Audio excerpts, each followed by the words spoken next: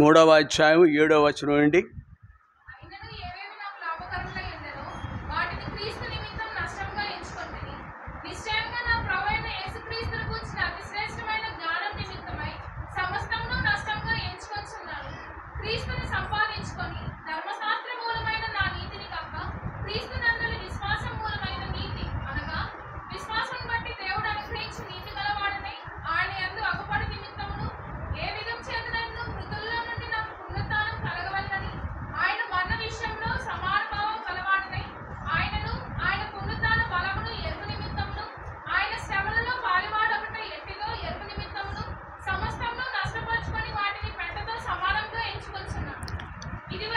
చాలు చాలు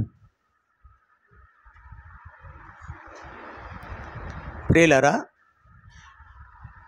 ఈ లోకంలో లాభకరమైన వాటిని మనం ఆశిస్తూ ఉంటాం. లాభం లేకుండా జీవితాన్ని కొనసాగించలేము. మనం పనికి వెళుతుంటే కొంత లాభం కావాలి, ఉద్యోగం చేస్తుంటే లాభం ఏంటి? జీతం, రోజు జీతం, వారం జీతం, నెల జీతం. పంట పండిస్తుంటే దాని నుండి లాభం కావాలి మనకి. ఇలాగున లాభకరమైనవి లేకుండా మనుషుడు మనుగడ సాగించలేడు.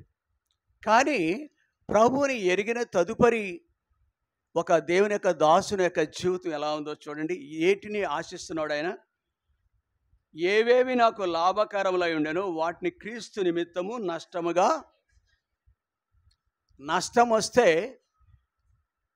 అవి మనకెంతో కీడు గుండా తీసుకెళ్తాయి.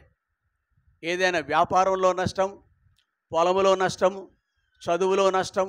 చదువులో నష్టం అంటే ఫెయిల్ అవటం. ఇలాంటివన్నీ మనం వినకూడదని చెవులు మూసుకుంటాం, చూడకూడదని కళ్ళు మూసుకుంటాం. అలాంటిది దేవుని ఎరిగిన దేవుని దాసుడు పౌలు ఇలా మాట్లాడుతున్నాడు. ఏవేవి నాకు లాభకరములు ఉండెనో వాటిని క్రీస్తు నిమిత్తము నష్టముగా. ఇది చేయగలమా మనం? ఉదాహరణకి ఆదివారం కాకుండా మిగిలిన రోజుల్లో దేవుని మందిరంలో కూర్చోవాలి మనం వచ్చి. అది ప్రత్యేక కూడిక కావచ్చు, మరొక సహోదరుడు యొక్క ఇంటిలోకి జరిగే కార్యక్రమం కావచ్చు, అశుభం కావచ్చు. కాబట్టి ఏ సమయమైనా అది దేవుని బట్టి చేస్తున్నావు కాబట్టి మనకి ఆ గ్రహింపు నిశ్చయత ఉండాలి. ఇది నేను దేవుని కొరకు చేస్తున్నాము. ఇది దేవుని పిల్లలకు ఉండే ప్రథమ లక్షణం, ప్రాథమిక ధర్మం ఇది. ఇక్కడ కూడా పౌలు లాభకరమైనవి ఏవి ఎంతకే లాభకరమైనవి ఆయన యొక్క జీవితంలో ముందు వచనాలు చూడండి. 5వ వచనం.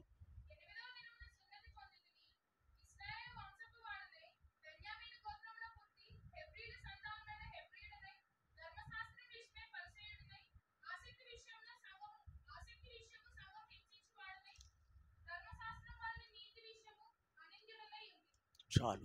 ఏంటండి లాభకరమైనవి? ఒకనాడు పౌలు విషయంలోనే కాదండి, ఈ రోజుల్లో ప్రతి మనిషి కూడా వీటినే కోరుకుంటాడు. భౌతికమైన ఆధిక్యతలు ఇవన్నీ కూడా, లాభాలు ఇవన్నీ కూడా ఇవి లేకపోతే మనుగడ సాగించలేరు, బ్రతకలేడు ఎవడును. 8వ దినాన సున్నతి. ప్రపంచంలో సున్నతి పొందే జాతి ఒకటే. అది అమ్మా యోధా. అబ్రహాము యొక్క పిల్లలు మాత్రమే నీతో నిబంధన చేస్తున్నాను అన్నాడు దేవుడు ఒకసారి ప్రత్యక్షమై. ఆ నిబంధన ఏదంటే దేవుని ప్రజలకు ఉండవలసిన, దేవుని ప్రజలుగా పిలువబడాలంటే సున్నతి కలిగి ఉండాలి. అందుకే ఇప్పటికి కూడా శరీర సంబంధమైన ఆచారాలు కలిగి ఉంటారు యూదులు. అబ్రహాం పిల్లల్లో మరొక వ్యక్తి ఉన్నాడు, ఇస్సాకు యొక్క సంతానం మాత్రమే కాదు కానీ ఇస్మాయేలు. అవునా? ఇస్మాయిల్ యొక్క సంతతి కూడా అబ్రహాంకు పిల్లలు మాత్రమే సున్నతి కార్యక్రమం ఇప్పటికీ కలిగి ఉంటారు. అది లేకపోతే వాళ్ళు మా జాతి వాడువు కాదురా నీవు అంటారన్నమాట. అందుకే ఇంకను మేము అబ్రహాముకు పిల్లలం, మేము ఏ పాపము చేయలేదంటారు వాళ్ళు. యేసుప్రభు నమ్మిన వాళ్ళ మీద నింద మోపుతారు. యేసు ప్రభు మీద తిరగబడిన వాళ్ళు యూదులు. ప్రియ సహోదరి, ఇది లోకంలో ఆధిక్యత. ఒక విధంగా అమ్మ కొంచెం లాస్ట్ రూమ్ ఉంది కదా, అక్కడ తీసుకెళ్తే నీ బిడ్డ ఫ్రీగా ఉంటుంది, నీవు కూడా ఫ్రీగా ఉండొచ్చు, నెమ్మది కలిగి ఉండొచ్చు. పిల్లలు అంతే.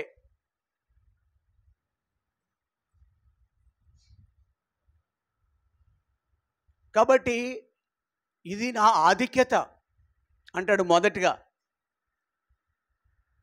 రెండవది ఏముంది?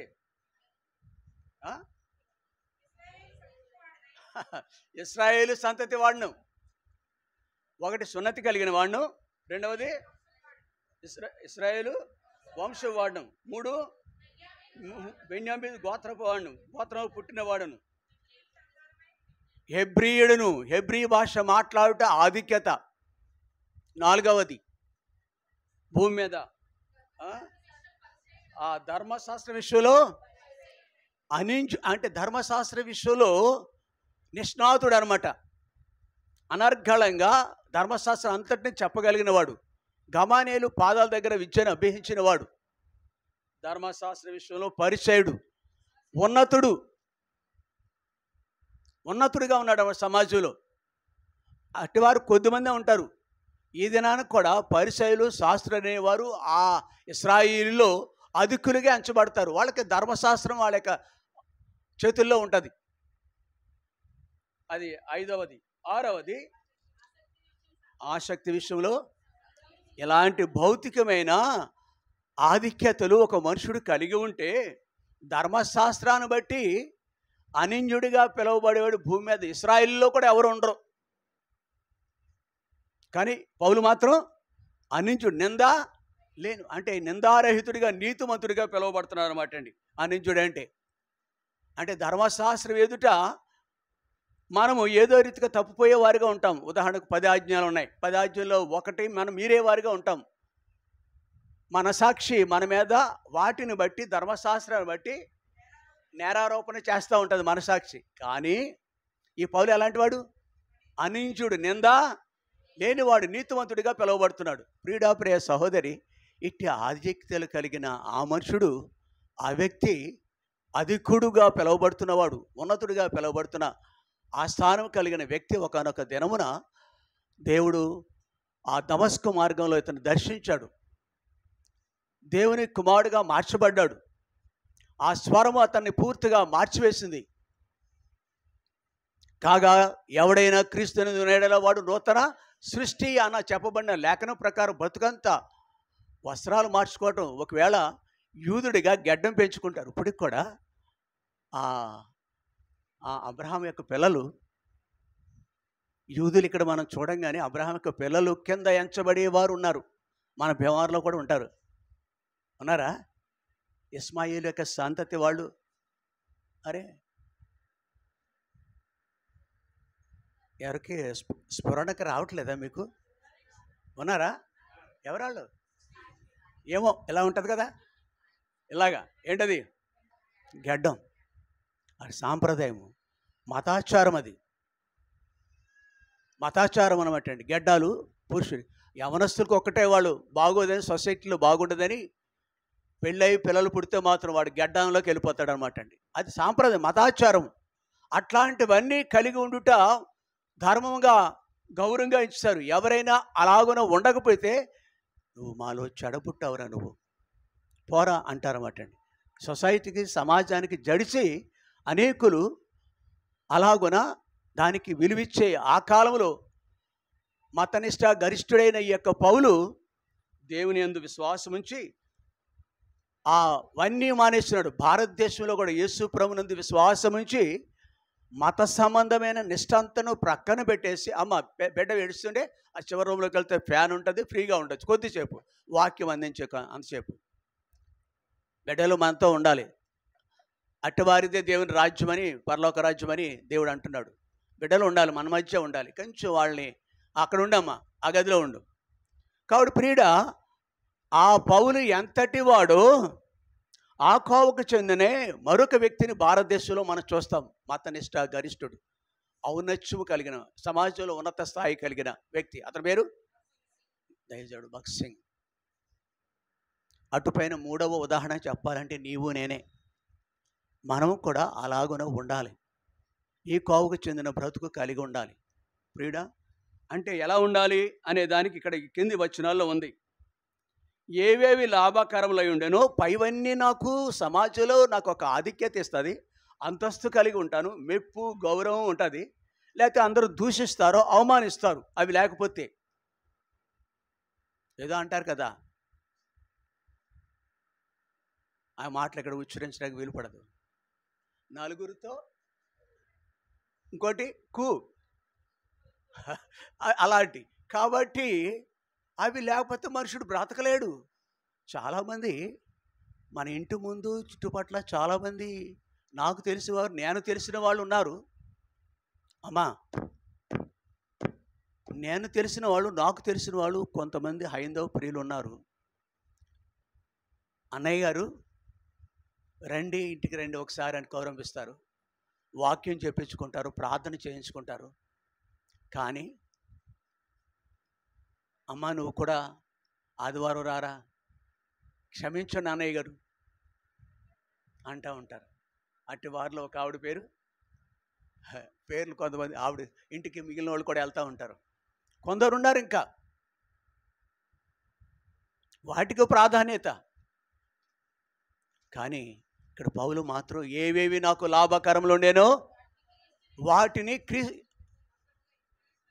ఇదే బ్రతుకు అనుకున్నాడు ఆయన. ఇది బ్రతుకు అనుకున్నాడు. నలుగురితో అలాగే ఇలాగ ఇదే అనుకున్నాడు. అక్కడుంటే ఆయా రీతులుగా అతిశయాలు ఉంటాయి, ఆధిక్యతలు ఉంటాయి. ప్రభులోకి వస్తే అరే నువ్వు కలిసిపోయావా ఏంటి, కలిసిపోవటం ఏంటి?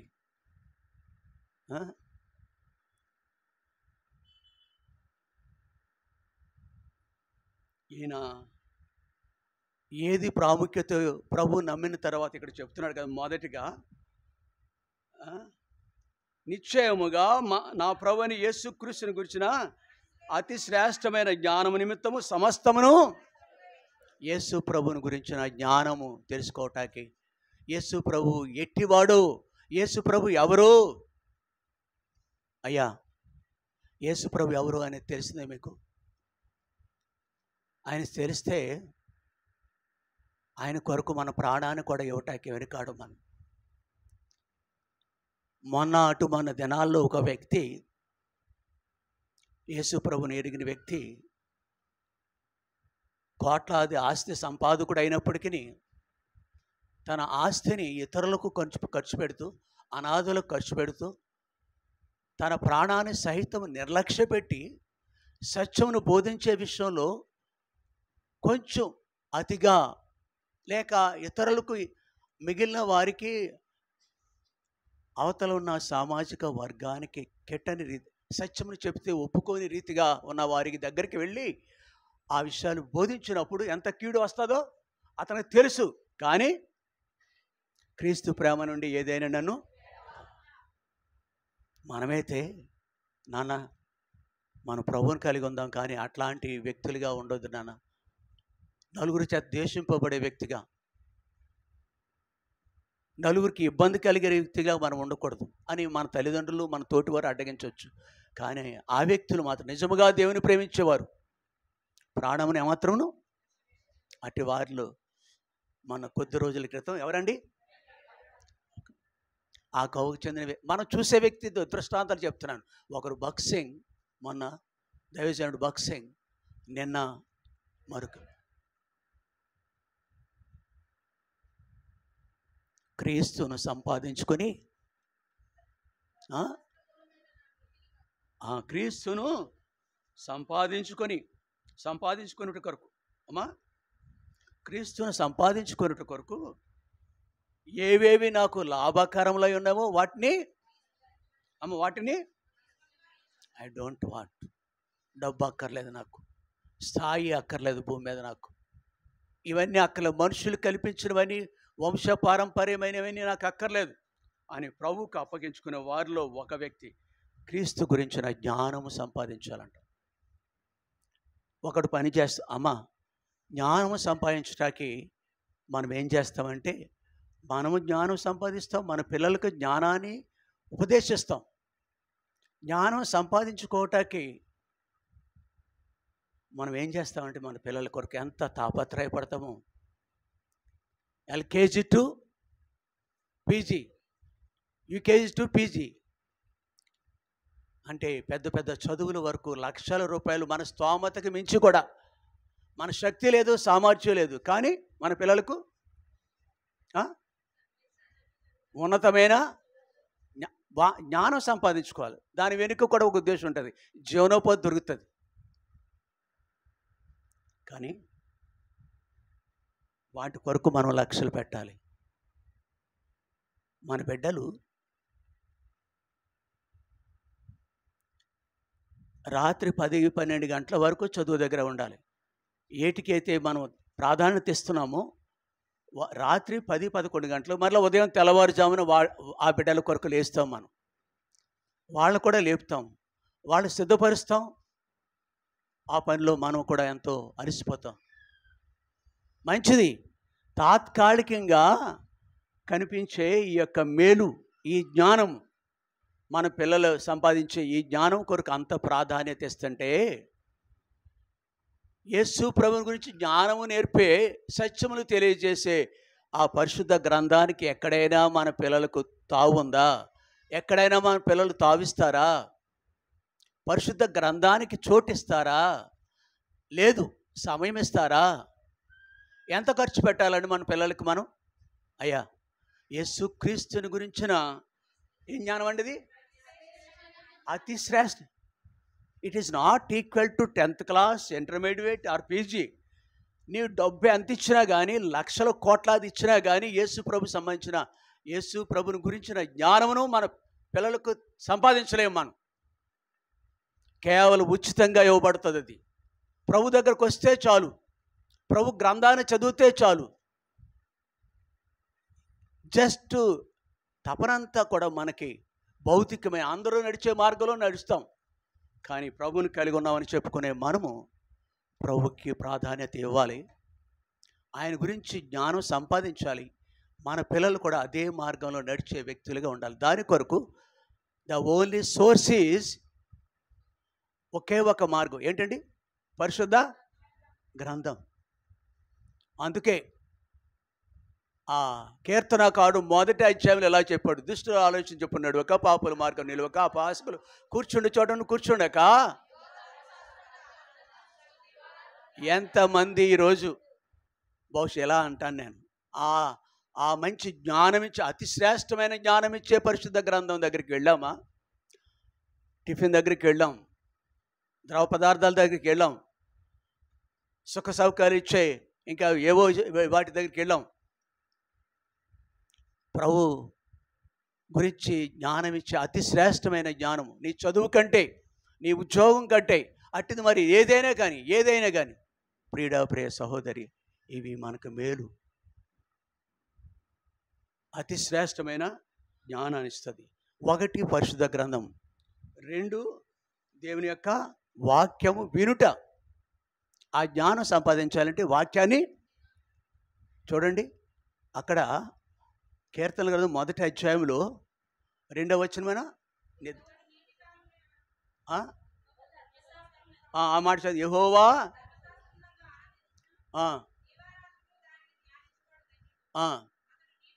అది అతడు నీటి కాలువ యోరన నాటబడినదే, ఆకువాడక తన కాలమందు. మన మట్టుకు మనకు గ్రహింపు ఉందా ఈ విషయంలో? మన మట్టుకు మనకి నమ్మిక ఉందా? ఈ అనుభవం ఉందా? What about our children? మన పిల్లల విషయం ఏంటి? ఇది నమ్మితే మొదటి ప్రాధాన్యత దేవునికి ఇస్తాం, పరిశుద్ధ గ్రంథానికి ఇస్తాం, మందిరానికి ఇస్తాం. కాబట్టి నీవు నేను కూడా మనతో పాటుగా అతి శ్రేష్టమైన జ్ఞానాన్ని సంపాదించే విషయంలో పౌలు వలె ఆ మార్గంలో మనం నడుచుకున్న బద్దులుగా ఉన్నామని లేఖనం జ్ఞాపకం చేస్తుంది. అందుకే ఇక్కడ పౌలు అన్నిటినీ నష్టపరుచుకుంటున్నాడు. సమస్తాన్ని వాటిని క్రీస్తు నిమిత్తం నష్టముగా ఇక్కడ ఏమో జ్ఞానం సంపాదించుకోవాలని ఉద్దేశం. మరి మనం కూడా చేద్దామా ఈ పని?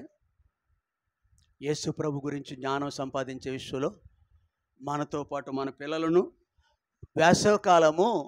వేసవికాల విరామ పాఠశాలని ప్రతి చోట అక్కడ ప్రభు మందిరాలలో, దేవాలయాల్లో చిన్న పిల్లలకు సహితం మన ఒక కుర్రాడు అంటున్నాడు, ఇక్కడే డైలీ ఇక్కడ సండే స్కూల్ పిల్లలు ఇక్కడ కూర్చుంటారు. ఆ రోజు ఆదివారం కాదు, మరొక గుడ్ ఫ్రైడేలో ఆ రోజున వాక్యం అయిపోయిన తర్వాత అందరూ కూడా 1 by 1 పెద్దవాళ్ళు ఆరాధిస్తున్నారు. చిన్న పిల్లలకి ఎందుకులే ఇక్కడ అని చెప్పి సండే స్కూల్ టీచర్ని, అరే బాబు మీరంతా సండే స్కూల్కి వెళ్ళండిరా అన్నాను. ఆ పిల్లోడు ఎంత నాలెడ్జ్ ఉన్నవాడంటే, అరే అబ్బో అలాగ తాతయ్య గీతయ్య లేదు, ఇవాళ సండే స్కూల్ ఉంటాకే ఆడికి అంత జ్ఞానం ఉందో తెలుసా? మంచిది, ఆ బిడ్డకి అంత జ్ఞానం ఇచ్చాడు. ఇది సండే కాదు, ఇది మరోజు. కానీ ఆ సండే స్కూల్లో నువ్వు సంపాదించిన జ్ఞానం ఎంత? What for the Sunday school? వేసవికాలము విరామ పాఠశాలలు ఎందుకండి? మంచిది, అమ్మమ్మ ఇంటికి పంపిస్తూ ఉంటాం మనం. అంటే సాధారణంగా ఎప్పుడు నానమ్మ ఇంటికడే ఉంటారు పిల్లలు. అమ్మమ్మ ఇల్లు అంటే ఎంత మక్కువ అమ్మకి కానీ అమ్మమ్మకి కానీ పిల్లలకి కానీ మరీ మక్కువ ఉంటుంది, ఎప్పుడు మర్చిపోలేరు. కానీ నీ దేవుని పట్ల ఈ మర్మం ఎరిగితే దివారాత్రం దాన్ని చదువువాడు ధన్యుడు.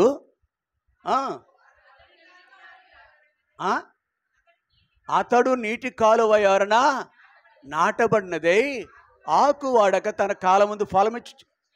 This is the secret for success. ఒక అబ్బాయికి దూరాన ఉద్యోగం చేసుకుంటున్నాడు ఒక అబ్బాయి. అతనితో చెప్పాను, అతనికి ఫ్రెండ్స్ అంటే ఈ మధ్యకాలంలో ఫ్రెండ్స్ అంటే బుడ్డాగాడు మొదలుకొని పెద్దవాడు వరకు. బుడ్డా అంటే 5 సంవత్సరం మొదలెట్టుకుని నా ఫ్రెండ్స్ అంటాడు వాడు. ఆ స్కూల్కి వెళ్తాం మొదలెట్టిన కాడి నుంచి అమ్మాయిలు కూడా నా ఫ్రెండ్స్ అంటారు.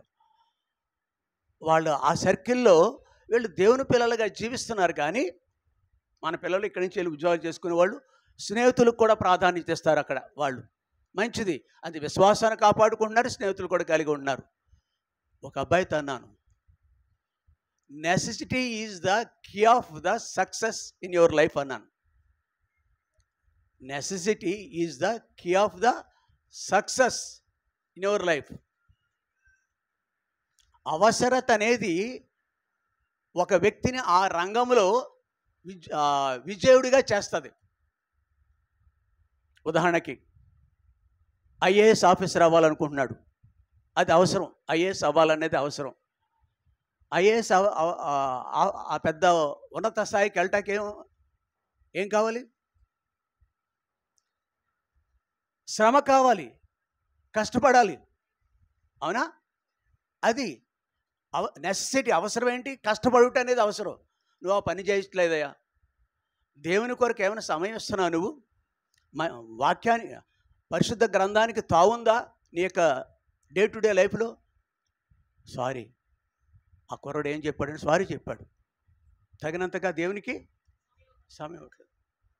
విజయం పొందటానికి ఆదివారం మానేసి కూడా వెళ్తారు బయటికి, స్నేహితుని మెప్పించటానికి. సోకాళ్ళు పిల్లలు ఆదివారం ఆరాధన మానేసి అవునా వెళ్తారా వెళ్ళరా? కాబట్టి బై మిస్టేక్ ఒకసారి ఏమైనా తప్పుపోవచ్చేమో, కానీ అలాగా నీ దేవునికి ప్రాధాన్యత ఇవ్వు. నీవు ఎంతగా వర్ధిల్లుతావు అనేది లేఖనం మనకి జ్ఞాపకం చేస్తుంది. అమ్మా, అంతేకాదు చూడండి 9వ వచనం.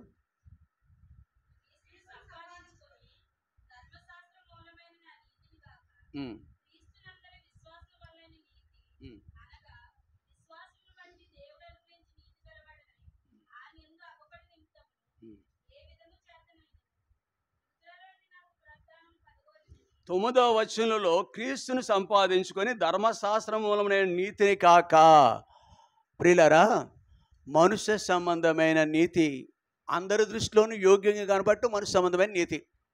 కానీ దేవుని దృష్టిలో ఇక్కడ కూడా ఈ మనుషుడికి ఎంతవరకు ఎలా నీతిగా ఉన్నాడు? ధర్మశాస్త్రమును ఆధారంగా అతి కొలబద్దగా జీవించాడు. ఆ ధర్మశాస్త్ర మూలమైన నీతిని కాక క్రీస్తునందలి విశ్వాసమందలి నీతి అనగా విశ్వాసమైన దేవుడు అనుగ్రహించి నీతి గలవాడినై.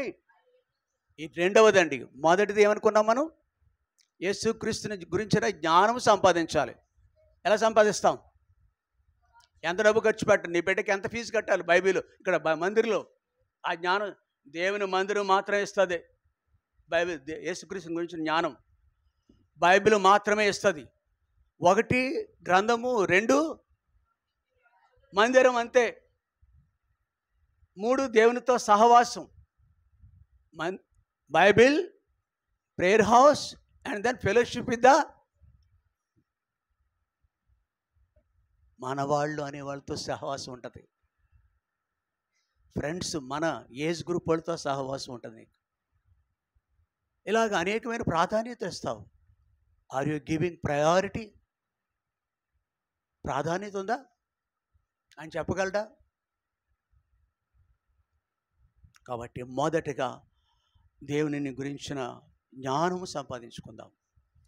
రెండవది, దేవుడు అనుగ్రహించే ఆయన యందు విశ్వాసము ద్వారా పొందే నీతి కలిగి ఉంటాకి రోమీయులకు రాసిన పత్రిక 10వ అధ్యాయం 9-10 వచనాలు. రోమా 10వ అధ్యాయం. ఎలా నీతి? అయ్యా, యేసు ప్రభువుని నోటితో ఒప్పుకొని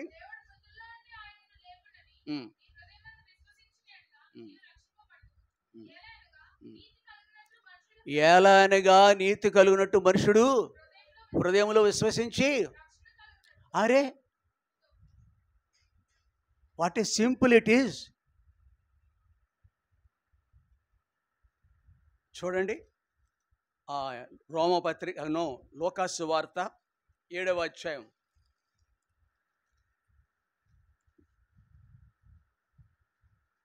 47వ వచనం.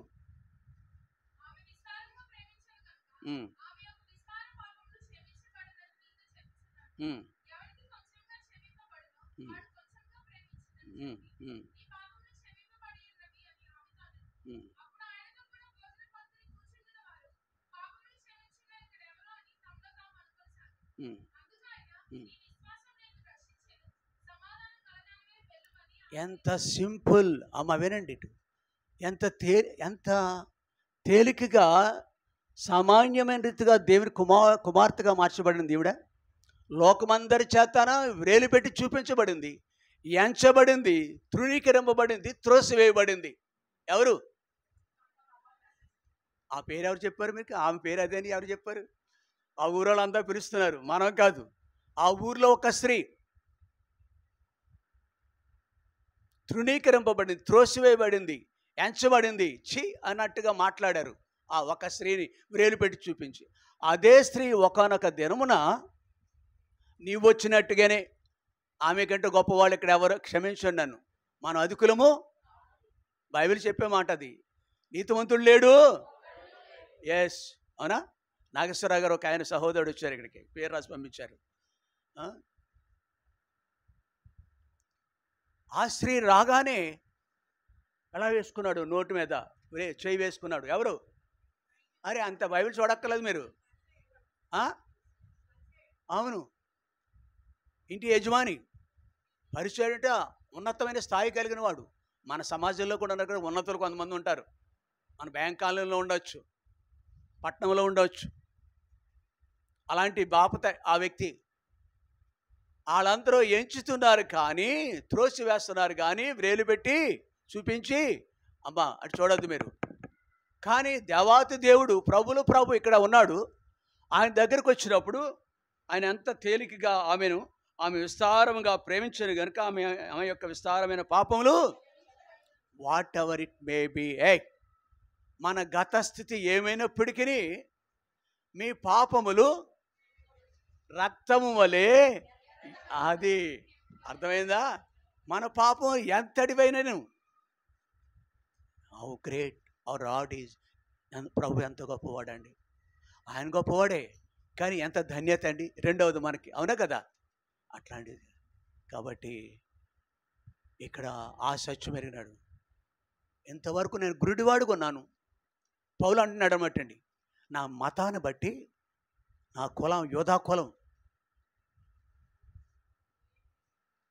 అవును, దాన్ని బట్టి నేను అతిశయించాను. ఆ మనుషుడు చెప్పిన మాటలు అవి నిజమైనవి, మేలు చేసేవి కాదు. ప్రభు ఒక్కడే, ఆయన ఉంటే చాలు. అందుకే ఆయన గురించి తెలుసుకోవాలనుకో. అవన్నీ అబ్బా, ఎంత శ్రేష్టమైన విశ్వాసం అండి పౌలుది. రెండవది, దేవుడు యేసునందలి విశ్వాసం ద్వారా నీతిమంతుడిగా. అందుకే ఆ పితరులు పాత నిబంధన కాలం కూడా ఒక వ్యక్తి ఎలాగంటాడు, చక్కగా ఆరాధన చేస్తాడు. కొత్త నిబంధనలో ఉన్న గొప్ప వ్యక్తి అతను, పాత నిబంధనలో మరొక వ్యక్తిని చూడగలం. ఆయన ఆరాధన చెప్పండి ఒక మాటలో, నా నీతికి. ఇక్కడ నీతి గురించి మాట్లాడుకుంటున్నాం మనం. నా నీతికి ఎవరన్నారన్నమాట? రాజ్యలక్ష్మి కూడా చెప్తుంది, రాజేశ్వరి కూడా చెప్తుంది. మనం కూడా అలాగయ్యామా? ప్రభు నమ్మితే చాలు, నమ్ముకుంటే చాలు. ఇది అంతరంగ సంబంధం. బట్టలు మార్చుకోక్కర్లేదు మనం. ఒకవేళ మీలో ఎవరికైనా ఈ షర్ట్ అభ్యంతరకరంగా ఉండవచ్చు మీ పూట, ఆయనలాగా వైట్ షర్ట్ వేసుకొచ్చారు కొంతమంది లేదు. కానీ దేవుడు నన్ను చూసినప్పుడు, పర్వాలేదయ్యా, ఏదో ఉన్నది కాబట్టి వేసుకున్నా, నో ప్రాబ్లం.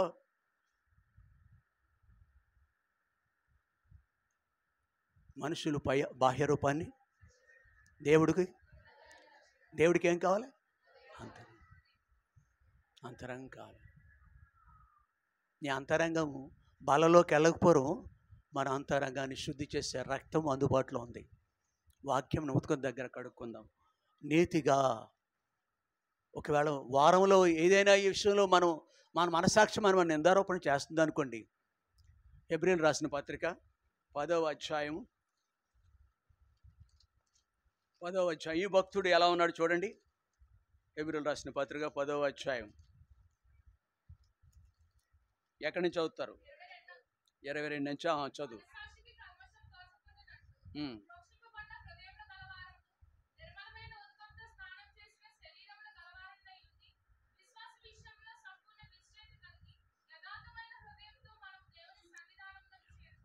చాలమ్మా. దేవుని సన్నిధికి మనము ఏ వస్తువులు తేవక్కర్లేదు, ఏ కానుకలు కూడా అక్కర్లేదు. అది ఫైనల్గా చివరిలో మన తృప్తి కొరకే తప్ప, మందిరానికి వెళ్తే కానుక తీసుకెళ్తేనే మందిరానికి ఆరాధన కొరకు కానుక.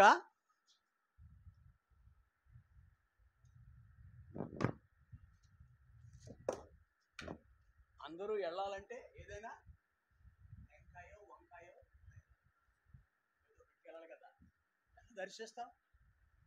ఎలా దర్శిస్తాం? మనకే ఇప్పుడు ఈ సంబంధమైన సిద్ధపాటు మనకు కూడా ఏమి అక్కర్లేదు, వస్తువులు ఏమి అక్కర్లేదు, వస్తువులు ఏమి అక్కర్లే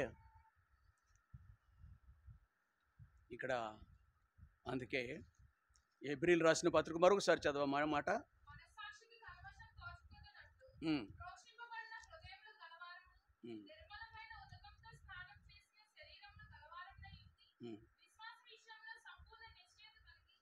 ఎన్నెన్ని విధాల సిద్ధపట్టండి ఇది అమ్మా.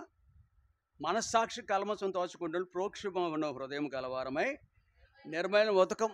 వాక్యము ద్వారా మనం కడగబడుతూ ఉంటాం. వాక్యపు వెలుగులో క్రీస్తు సంబంధించిన జ్ఞానము నీకున్నదా?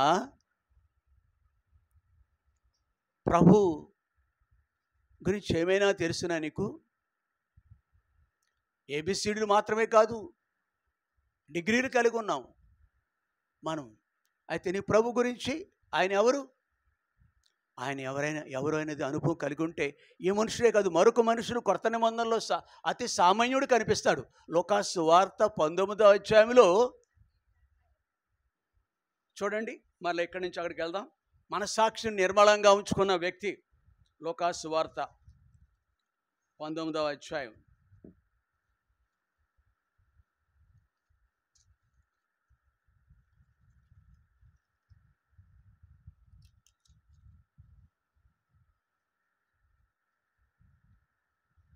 ఎనిమిదవ వచనం.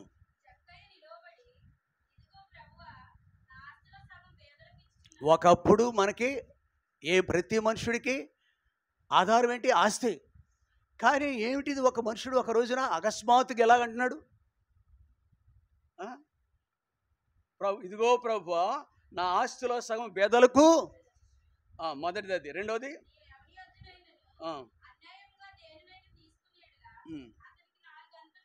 చాలండి. ఒకరి యొక్క జీవితంలోకి యేసు ప్రభు రాగానే యేసును గురించిన అతి శ్రేష్టమైన జ్ఞానము అనుభవంలోకి వచ్చేస్తాము. ఎంతో కొంత జ్ఞానం వస్తుంది నీకు. ఈ పాఠశాలలో ఉంటే యేసుక్రీస్తుని గురించిన జ్ఞానం ఉంటుంది మనకి. ఈ మధ్యకాలంలో ఉద్యోగ ప్రియులైపోతున్నారు చాలామంది. ఉద్యోగం కావాలి బతకటానికి, కానీ డోంట్ వర్షిప్ యువర్ జాబ్. నీ ఉద్యోగం నువ్వు ప్రేమించుకో. సీమోను నీవు నన్ను ప్రేమిస్తున్నావా? తర్వాత ఏమంటాడు తెలుసా? నీ భార్య కంటేను, నీ భర్త కంటేను, నీ పిల్లల కంటేను ఇంకేమంటాడు? అది ఓ మనుషుడా నరపుత్రుడా, ఏది ముఖ్యమో నీకుతో మాట్లాడుతున్నా అంటాడు యెహెజ్కేలు గ్రంథం. అవునా? ఏది ముఖ్యమో సరిగా మన నిలబడవయ్యో నువ్వు మిస్టర్. మనల్ని కాదు, చక్కగా నిలబడు. ఏది కావాలో దానిని ప్రేమించిన రీతిగా దేన్ని నువ్వు ప్రేమించేదాన్ని, నువ్వు ప్రేమించేది. మోసపోకుడు దేవుడు. మంచిది, అవి మనకు కావాలి. కుటుంబం కావాలి, ఉద్యోగం కావాలి. But don't love rather than your lord. ప్రభు కంటే నువ్వు దేనిని? ఈ వ్యక్తి మొన్నటి వరకు అందరి చేత అసహించుకోబడ్డాడు. ఈ వ్యక్తి అందరి చేత అసహించుకోబడ్డాడు. డబ్బు డబ్బు డబ్బు అన్నాడు. ఈనాటి యవనస్తులు కొందరికి నష్టపోతున్నారు, కీడుకుండా వెళ్తున్నారు, సత్యం తెలుసుకోకుండా వెళ్తున్నారు. అబ్బా నాయంతటి వాళ్ళు లేడని కాలర్లా ఎగరేస్తాం. నీవు కూడా వయసు వచ్చిన వ్యక్తిగా నీవు ఒకవేళ అలా ఉన్నాయేమో. ప్రభువుకి స్థానం ఇస్తున్నావా? పౌలు జ్ఞానం సంపాదించుకోవటానికి నష్టపరుచుకుంటున్నాడు. రెండవది, ధర్మశాస్త్రం మూలమైన నీతిని కాకుండా దేవుని వల్ల వచ్చే, అవునా? అంతేనే, దేవుని వల్ల ఉందా లేదా? క్రీస్తునందలి విశ్వాస మూలమైన నీతిని. రెండవది. మూడోదానికి వెళ్ళామా? వెళ్ళలేదు. అలాంటి అనుభవం కలిగిన యేసు ప్రభువును బట్టి జ్ఞానము, యేసు ప్రభువును బట్టి నీతిగా మార్చబడిన ఇతనుడు అబ్రహాము కుమారుడు. అబ్రహాము దేవుని నమ్మెను, అతనికి ఆ కోవకు చెందిన మనుషుడే ఇతను. అప్పుడు అంటున్నాడు, ఇదిగో ప్రభువా, చాలు చాలు చాలు. అందుకే పౌలు, ప్రభువా గురియోదాకే పరుగెత్తుచున్నా, ఉన్నతమునకు కలుగు బహుమానమును పొందవాలేనని, ఉన్నత పిలుపునకు కలుగు బహుమానమును.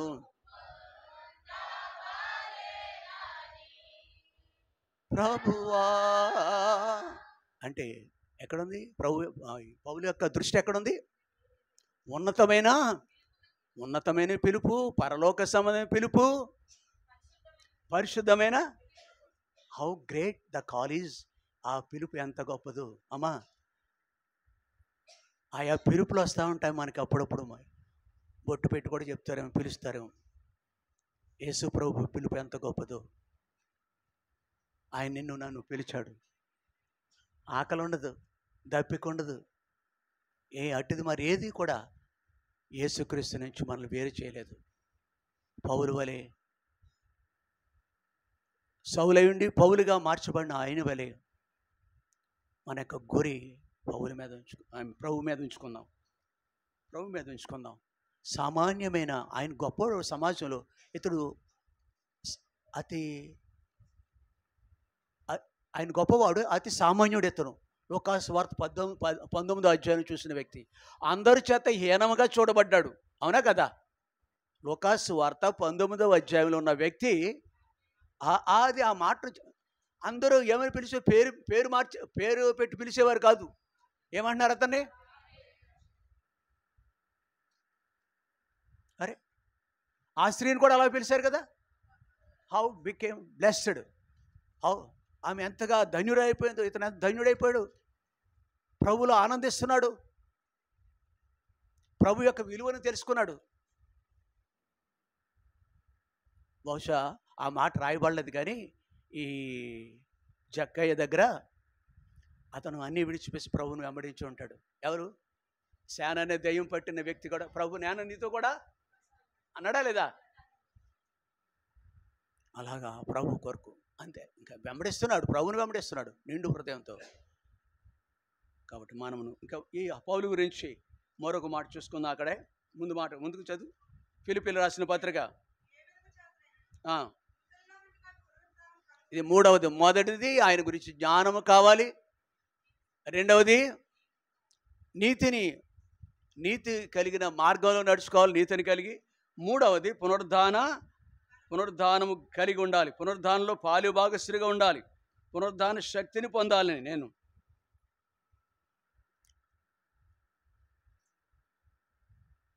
ఇక్కడే యోహాను సువార్తలో మాట రాయబడి ఉంటుంది కదా, చూడండి, అది చదవండి. అది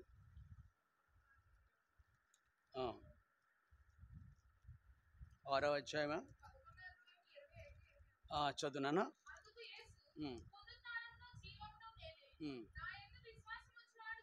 యోహాను సువార్త 11వ అధ్యాయంలో 25వ వచనం యేసు అంటున్నాడు, ఒక రోజున ఈ పౌలు వలె ఆసక్తి కలిగిన వ్యక్తులతో మాట్లాడుతున్నాడు. ఆయన ఎవరు? యేసు అంటున్నాడు, పునరుద్ధానమును నేను నాయందు విశ్వాసం ఉంచేవాడు చనిపోయినను బ్రతుకును, బ్రతికి నాయందు విశ్వాసం ఉంచేవాడు ప్రతివాడును. అంటే ఈ మాటలు పిహెచ్డి చేసిన వాళ్ళకి అర్థం కాదు, డాక్టర్ కోర్స్ చేసిన వాళ్ళకి అర్థం కాదు. నాయందు విశ్వాసం ఉంచేవాడు చనిపోయినను, అదే దాని అర్థం. పునరుద్ధానంలో పాలు పొందటం అంటే పౌలు అరే ఎంత గొప్ప భాగ్యం, మరణానికి లోనైన శరీరం నుండి ఆయన నన్ను విడిపించాడు. అవునా? మరణానికి లోనైన శరీరం నుంచి నన్ను విడిపించాడు. అందుకే తర్వాత అంటాడుగా, సమస్తమును నేను పెంటగా ఎంచుకున్నాను. ఒకటి, జ్ఞానం గురించి ఆశపడుతున్నాం, యేసు ప్రభు జ్ఞానం కావాలి మనకి. 2, ఆయన అనుగ్రహించే నీతి మార్గంలో నడుచుకోవాలి. 3, ఆయన పునరుద్ధానంలో పాలుభాగస్తులుగా, అంతే పునరుద్ధాన శక్తిని కలిగి ఉండాలి. ఒక రహస్యం ఏంటంటే, లోకమును జయించిన విజయం మీ విశ్వాసం అని రాయబడి ఉంది కదా. లోకమును జయించిన విజయము మన విశ్వాసం. దానికి పునరుద్ధాన శక్తే సహాయపడుతుంది. ఒకడు తనకు తనుగా లోకం మీద జయము. కాబట్టి మూడవది పునరుద్ధాన శక్తి. 4వది చూడండి, అక్కడ ముగించేస్తూ సమయం అయిపోయింది.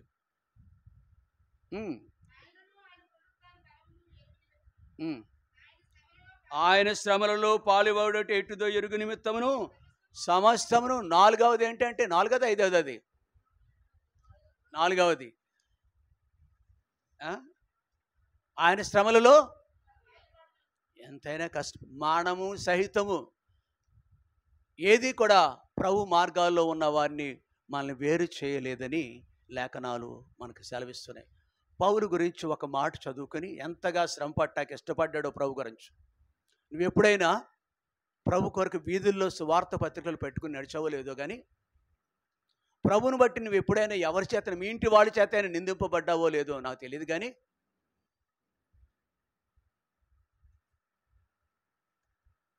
లోకం చేత వేలు పెట్టి చూపించబడ్డావో లేదో నాకు తెలియదు, కానీ ప్రభుని బట్టి సుమా, నీ దోషాలను బట్టి ఎవరైనా నిన్ను నిందించవచ్చు, నీ భర్త నిన్ను దూషించవచ్చు, కానీ ప్రభుని బట్టి ఎప్పుడైనా చేస్తుంటే అది గొప్ప, అది ఆధిక్యత. చూడండి, కొరింథీయులకు రాసిన 2వ పత్రిక,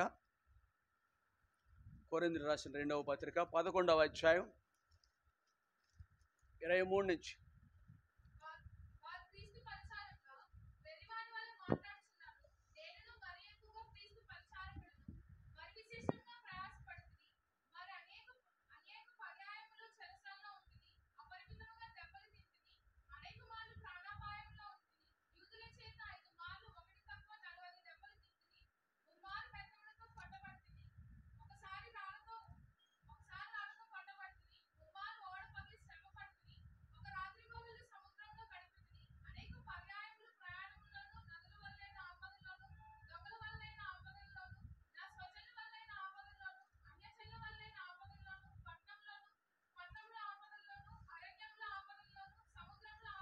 చాలండి.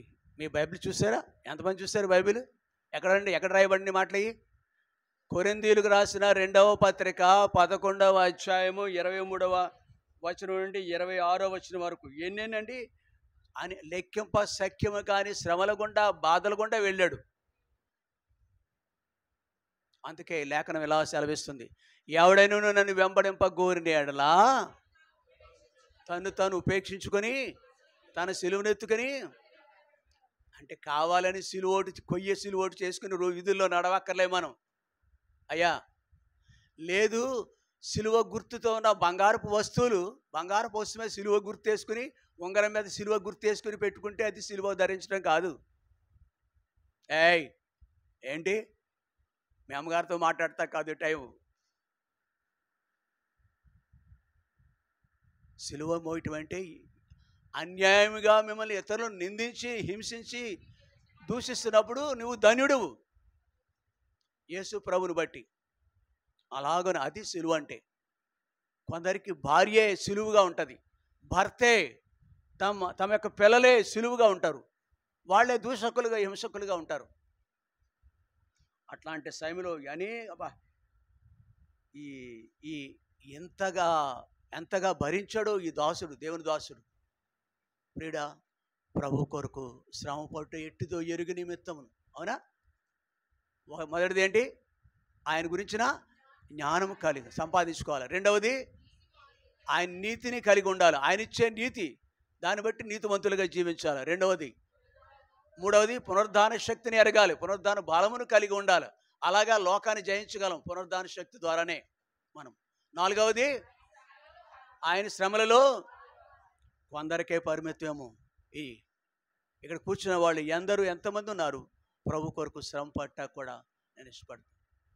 యోబు అంటాడండి ఒక రోజున, అయ్యా భార్య సిలువండోయ్, భార్య అంత భయంకరంగా మాట్లాడడం తెలుసా? అలాంటి భార్యలు ఎంతమంది ఉన్నారు కానీ ఇక్కడ తెలియదు. కానీ భర్తలను దూషించారు ఎప్పుడన్నా మీరు? బోళ్ళని సార్లు అంటారేమో. అబ్బాయి యోబుతో అంటది, అయ్యా మీ భక్తి నాకు తెలుసులేవయ్యా, మిమ్మల్ని కట్టుకున్నప్పటి నుంచి చూసాము. హలో, కళ్ళు మోస్తున్నావు, నిద్రపోతున్నావా? నీ భక్తి భార్య అంటుంది, నీ భక్తి నాకు తెలుసు అండి, మీకు బాగా తెలుసు. కొంతమంది అన్నీ అంటారు, తిడతా కూడా. కాలవాతల అత్తగారిని తిడతా, మీరు తెలుసుకోండి తర్వాత ఎవరు వాళ్ళు. అండి సంబోధిస్తూ బూతులు పెడుతుందంట ఆవిడ. కొంతమంది చెప్తే విన్నాను. ఆ ఇర్మియాకి బాగా తెలిసేమో, దయామణికి కూడా. వాళ్ళు అండి అంటారు, దూషిస్తారంట. సరే, ఇక్కడ ఒక వ్యక్తి దూషిస్తుందండి, కట్టుకున్న భార్య. నీ భక్తి నాకు తెలుసోయా, ఇంకను నీవు యథార్థత. అరే ఏమండి, ఏంటి మీరు చేసే పని? మన వరకు ఎంత నీతిగా ఉన్నామో అని చెప్పడానికి బదులుగా ఇలాగ వెళ్ళకూడదండి. మనం మందలించేదానికి బదులుగా, భర్తకి ఆత్మీయ జీవితంలో ప్రోత్సాహాన్ని ఇచ్చేదానికి బదులుగా ఇంతకాలం బహుశా 80 ఏళ్ళైనా కాపురం చేసిందేమో. కట్టుకున్న తర్వాత 80 ఏళ్ళు ఉండుంటుంది. ఎందుకు? నీ యథార్థత విడిచిపెట్టి నువ్వు చావయ్యా దేవుణ్ణి. Don't be like that. అలా ఉండకూడదు మనం. యోగ్యులైన శ్రేష్ఠులైన వ్యక్తులు ఉన్నారు కొంతమంది. పౌలు, సామాన్యుడైన జక్కయ్య, యోబు వాళ్ళలాగా మనం కూడా మన జీవితాల్లో ఆయా పరిస్థితులు ఆ పరిస్థితులు కూడా ఎలవలసి వస్తే ప్రభు కొరకు నిలబడే వ్యక్తులుగా ఉండాలని లేఖనం జ్ఞాపకం చేసి ప్రార్థన చేసుకుని బలంలోకి వెళ్దాం. లైట్ తీసేనా?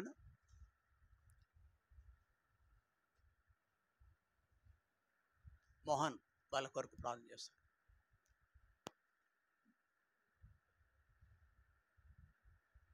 ఓకే, అలాంటి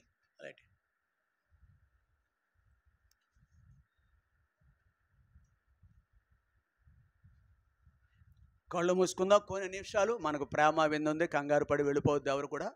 ప్రేమ విందులో పాలు పొందాం.